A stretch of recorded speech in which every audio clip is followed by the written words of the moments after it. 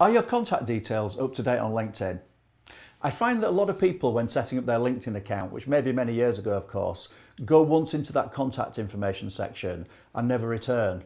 And it leads to some classic howlers in terms of contact information that are now represented on LinkedIn.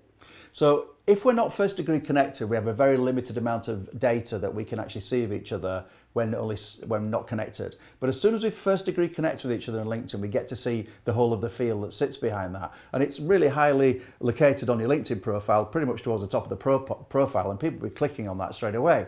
And so many times when I'm connected to people, I click on that information and it has an email address that isn't their that's a personal email address. It's got an old company email address, for example. It might even have the website of the company that they used to work for.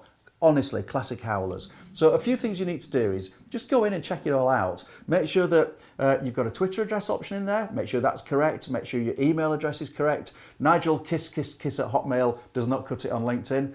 That isn't one really. So have the proper business address that you want to be communicated from.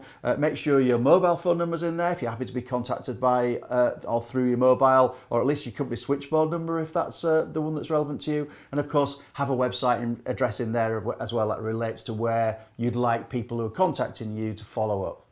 So today's tip is sort out your own contact details. I imagine pretty much many of you will find that you're going to correct something to make it what it should be going forward.